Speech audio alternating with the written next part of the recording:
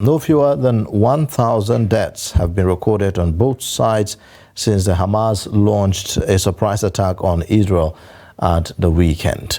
Now, Israel has declared a state of war as its army continues to face off against Palestinian fighters in several areas across the southern Israel. This comes a day after a surprise attack by Hamas, the Palestinian group that governs the Gaza Strip. The federal government of Nigeria has expressed deep concern about the outbreak of hostilities between Israel and Hamas in the early hours of Saturday and called for de-escalation and ceasefire.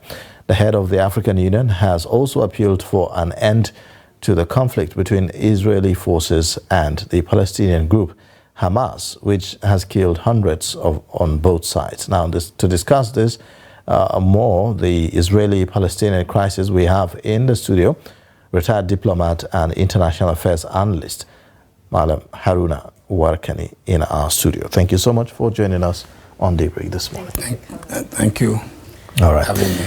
Well, a lot of people have been reacting to the recent events in Israel and the Israeli-Palestine conflict. And this conflict goes decades back. And each time it happens, one wonders, will it ever end? Why has it become almost impossible to stick to the agreements that have been had several times, to bring lasting peace in that region? Well, thank you. It's true that the conflict has become intractable. History has it too that it has defied so many prescriptions. So we can consider this as a terminal disease situation. And so, yes, one day in the future, it will end, but how and when is something we cannot possibly answer right now. Now, the recent flare, beside the 2011 and 2007 deals and what have you, plenty of agreements have been signed. But these agreements, first and foremost, are fundamentally flawed. The essence of the conflict has to do with determination of peoples who are diametrically opposed to each other, and therefore bringing parties that do not even see eye to eye, do not believe they should share the same territory, becomes almost impossible.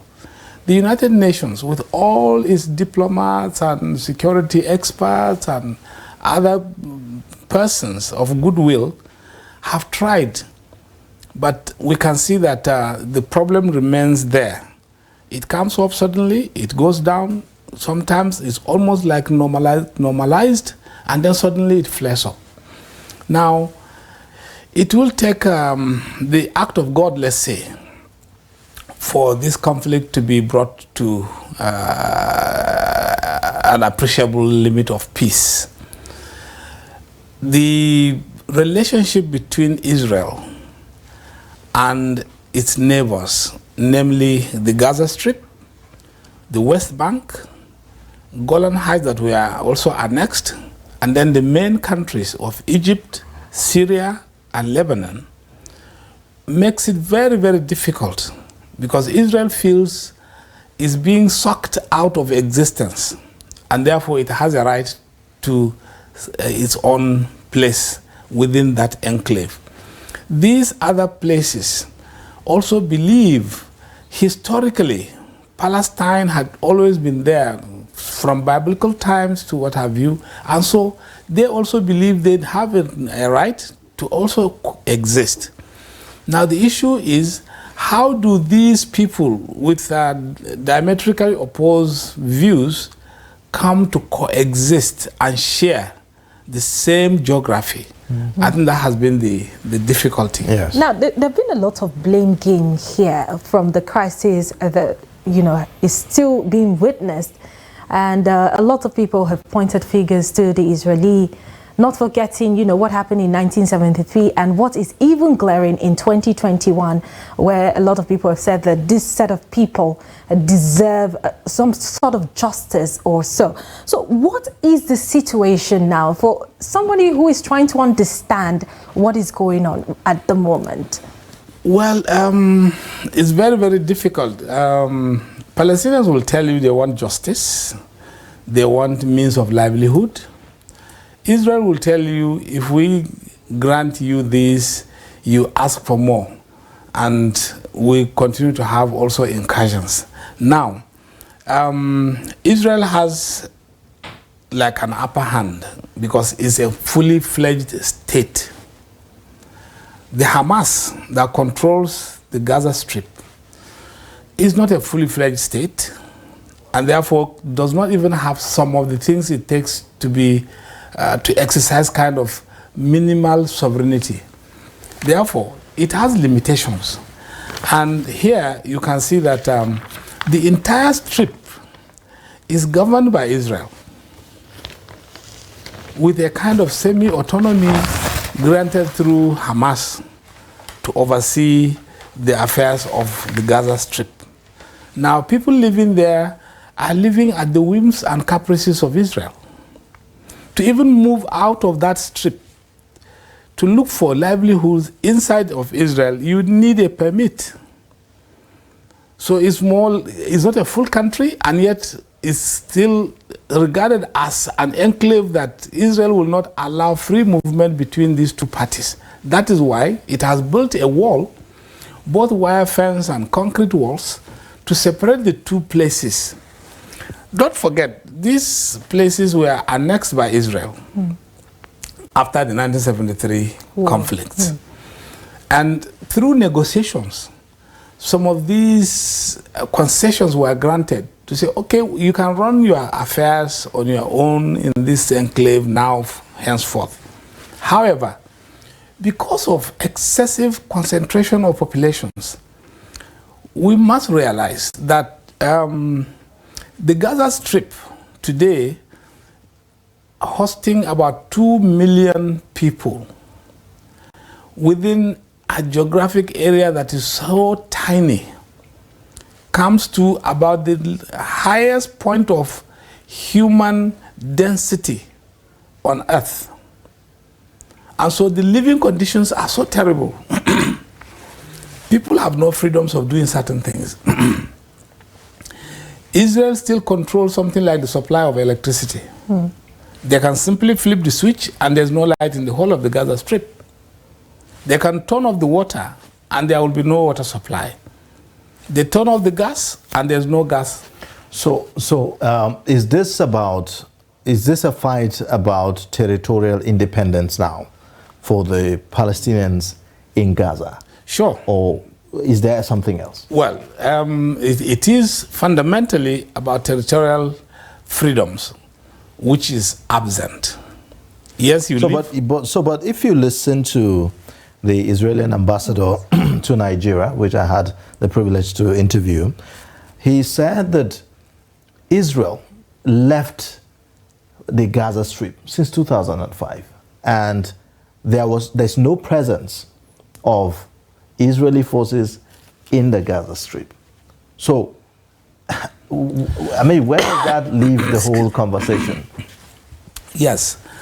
2007, Israel granted the Gaza residents like full autonomy, pulled out its forces, including police. So literally, Gaza was allowed to run its affairs. But like I said, it does not have a government of its own. And therefore, if a country is still controlled by Israel, water, electricity, gas supply, even security per se, within or outside the territory of Gaza, you still have some issues that needs to be resolved.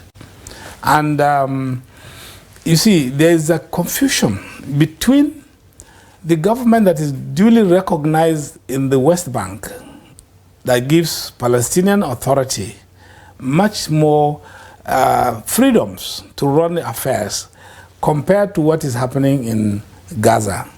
These are two just opposed places in between. I mean,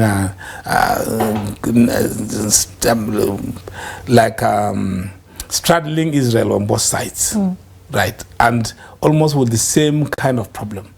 Now, Gaza Strip in a way has been, the West Bank has been able to demonstrate some sort of cooperation, understanding with Israel to a large extent. That's why you are hearing less of conflicts on that other side.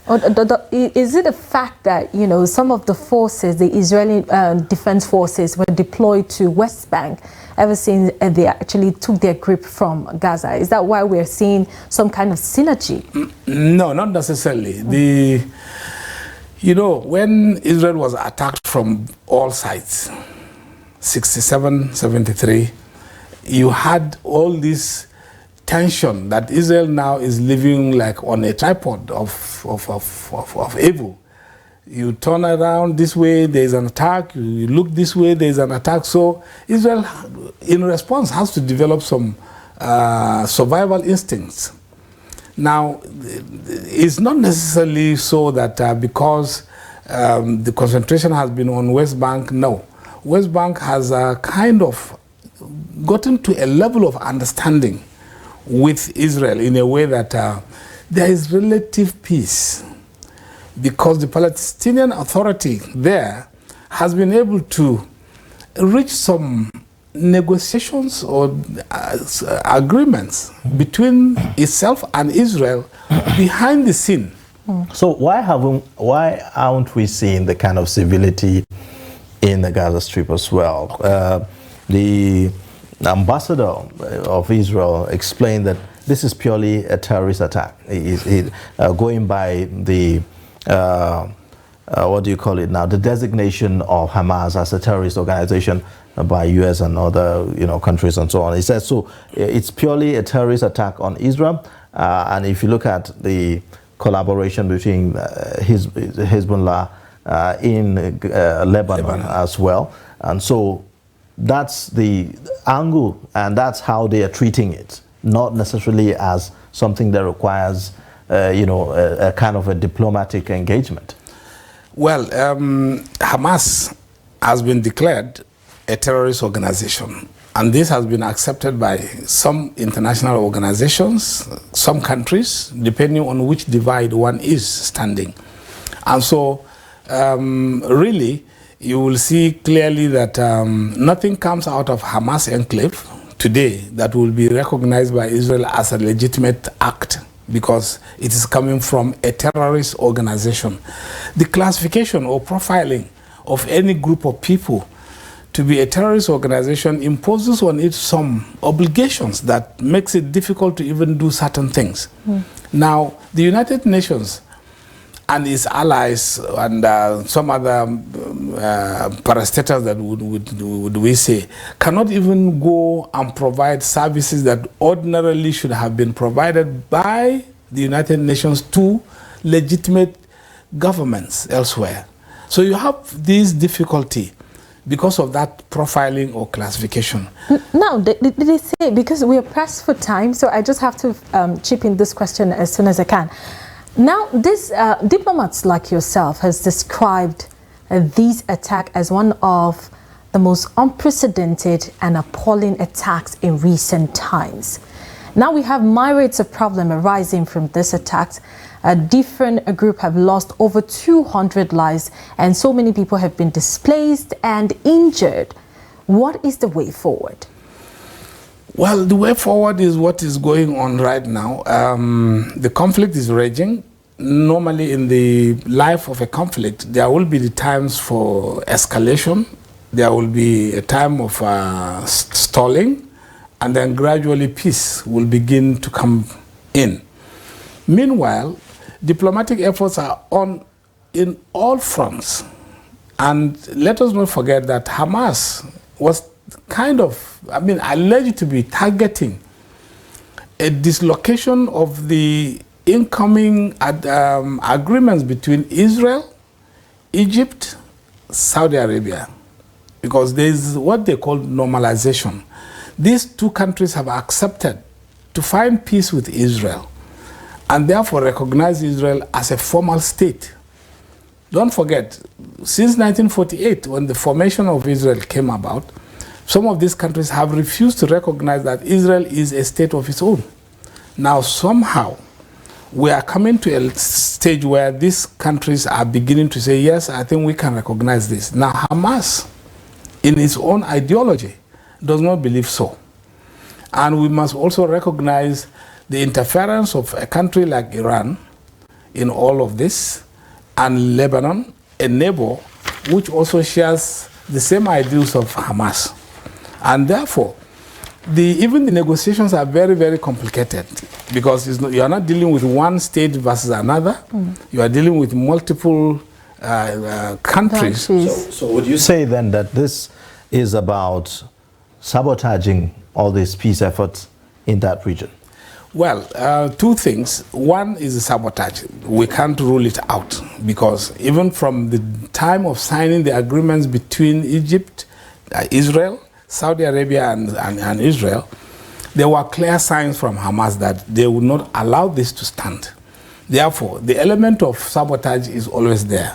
Second, let us remember that the last attack 50 years ago was October. And this more or less like an anniversary attack or an anniversary more like a reprisal. Yes, it is. And the surprising fact is Israel found itself out of consonance with the security, totally, because it is unexpected that Israel could have let loose itself to allow such an incursion. You have people that you know are enemies, and just across the border you allowed this all-night party of young people to take place without sufficient protective actions by the security forces. The intelligence, after all, should have perhaps alerted Israel that something could happen in this month of October because of the October War. They will surely mark an anniversary of that kind of a setting. So it's unfortunate that it has happened. So many lives have been lost.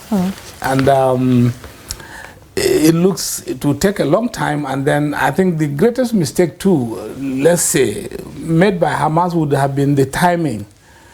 Netanyahu, as Prime Minister now, is the last person that ordinarily would have had the opportunity to do peace with the Hamas.